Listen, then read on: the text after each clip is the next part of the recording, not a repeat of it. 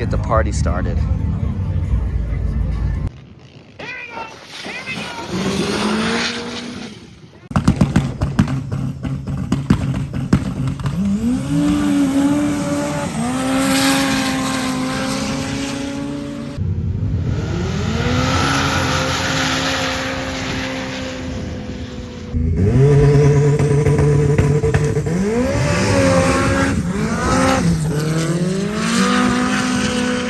Alright, we found some of the guys here locally that can run fast, and this was by far the best little dune rip out here in the dunes.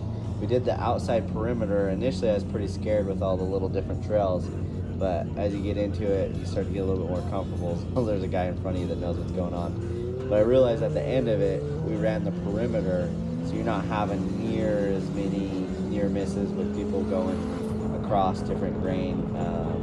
So all you gotta do is look up ahead is the only people you have to be worried about.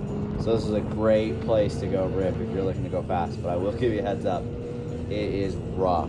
I mean, it probably doesn't show very well on camera, but I mean, even with, I think all of us had MTS suspension or something like that, and it was rough, but it was awesome.